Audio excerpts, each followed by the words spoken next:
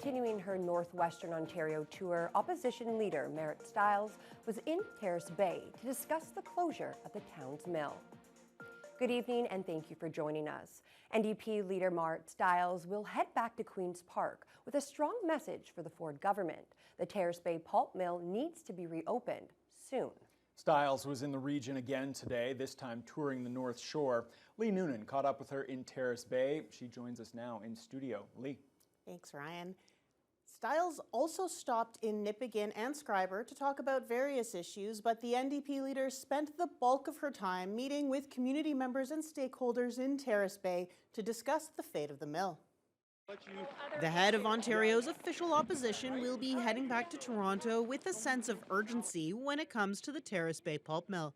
NDP leader Marit Stiles joined Superior North MPP Lise Vaugeois to meet with key stakeholders from in and around Terrace Bay.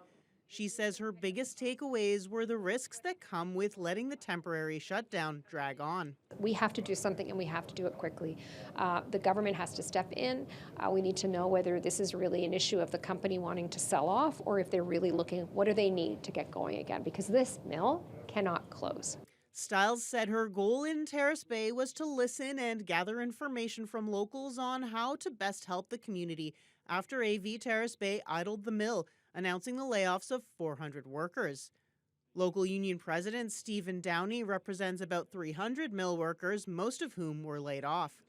If that sense of urgency is all Stiles takes back to Queen's Park, he says he'll be satisfied. Yes, the faster the better. If we lose any more people, it's going to be very hard to manage this place to run it. Downey says many workers have already found work elsewhere and any delays will see more people leave, but they've made it through long closures before, and he is optimistic they'll be able to restart.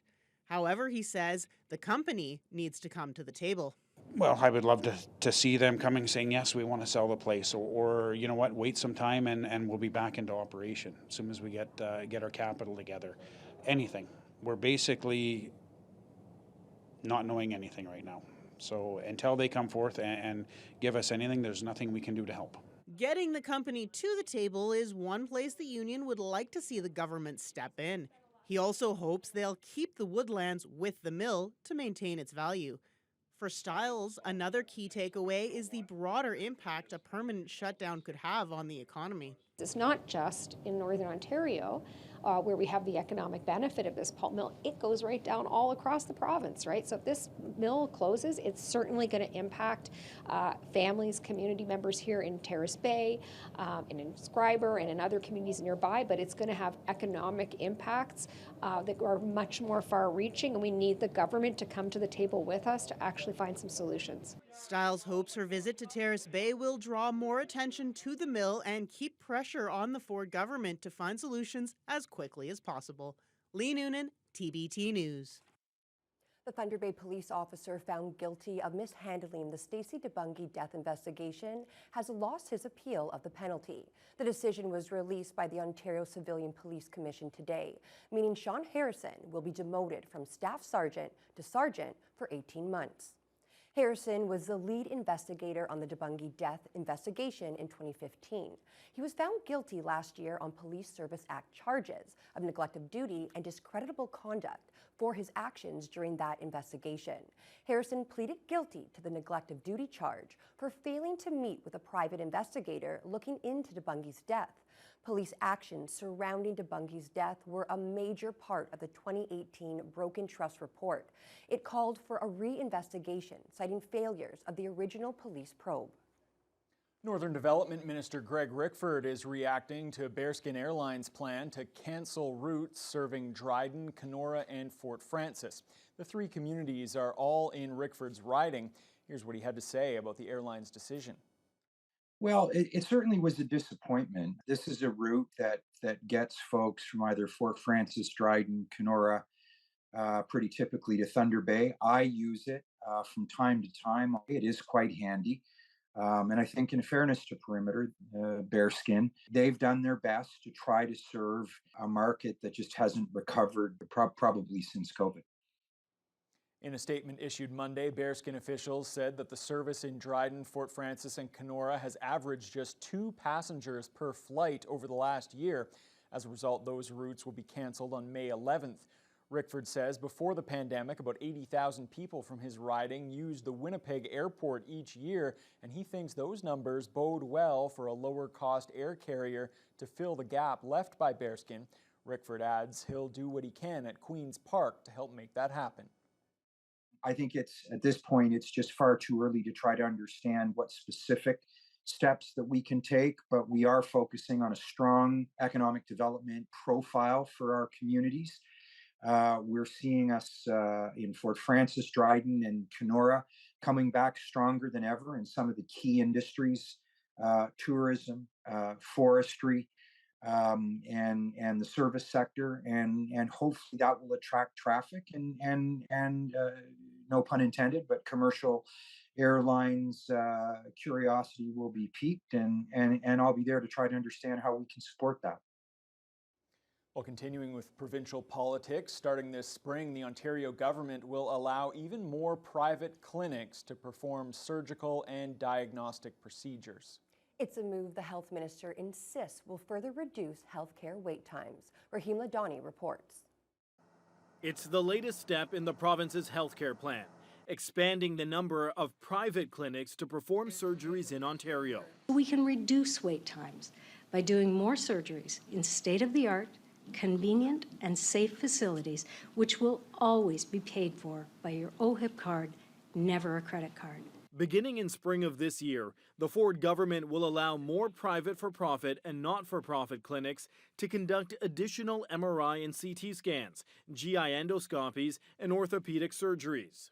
At this Mississauga facility, we have 3 MRIs and 1 CT and see over 250 patients per day, operating 7 days a week. The province says there are more than 900 community surgical and diagnostic centers already operating in Ontario, but remains vague on how many more will be licensed.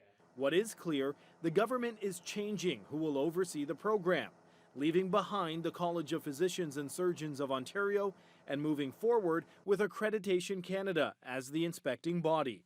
Our standards and programs are used in over 12,000 locations. That's in every hospital and health system across Canada and across 40 countries.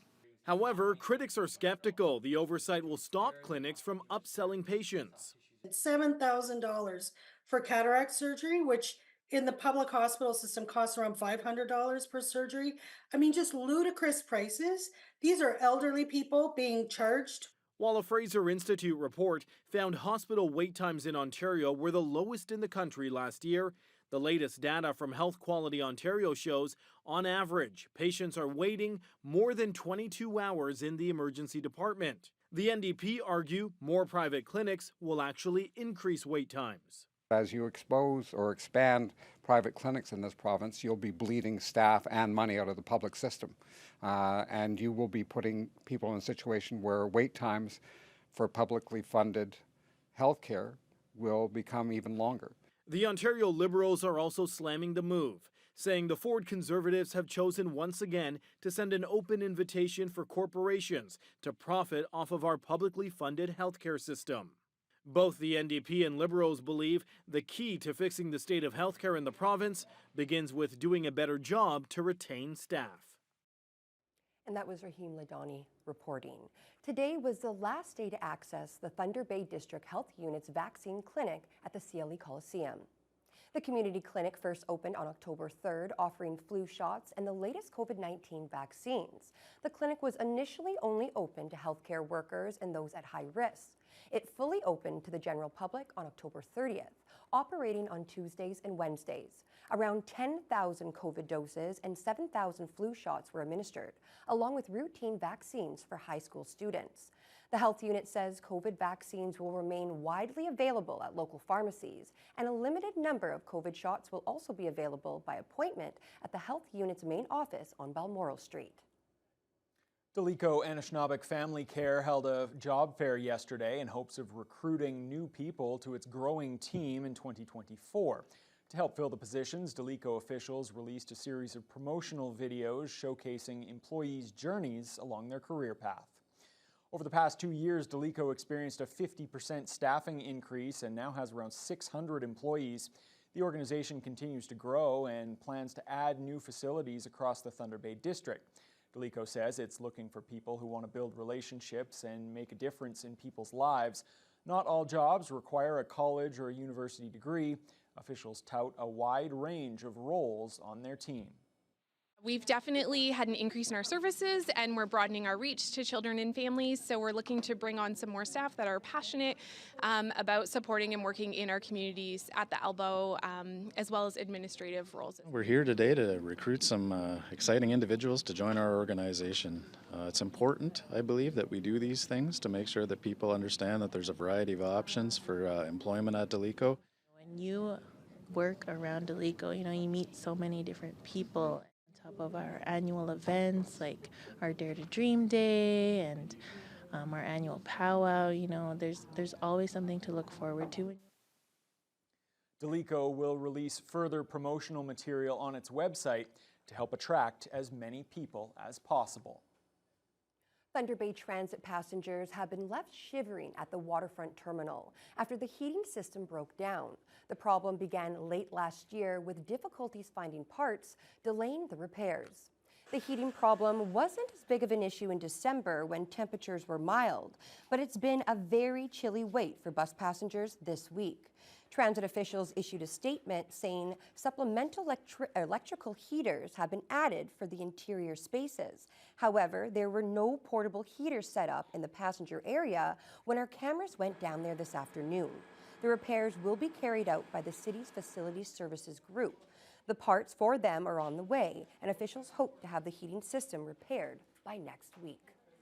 Yeah, and of course, a bad time not to have heat. And unfortunately, this is the time, however, when a lot of those things will start to experience some technical difficulties, Fiona, because it has been very chilly over the last few days. Yes, brutally so at times, and this morning was no different. It was a very chilly start to the day for a lot of folks, and today we only warmed up to a high of -16. If we take a look at what has been moving through, not a whole lot in Thunder Bay, just a little bit of light flurries in the overnight hours, but today it was the eastern shores of Lake Superior that was getting hit.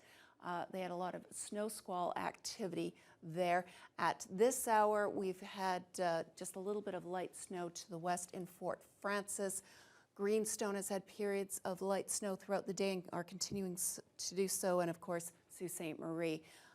The snow squalls that hit Wawa last night, all that storm system has been moving southward into Sault Ste. Marie, and now they're dealing with a lot of light snow in that region.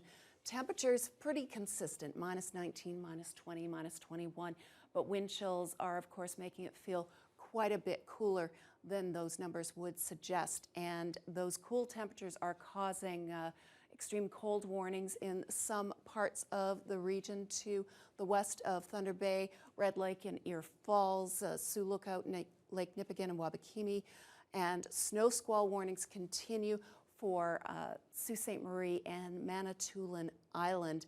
As we head into tonight for Thunder Bay, we're looking at a low of -24 and wind chills of -31, which unfortunately are very much like what we saw last night and early this morning. There is a 30% chance of a few flurries this evening, but the rest of the time we're looking at partly cloudy skies.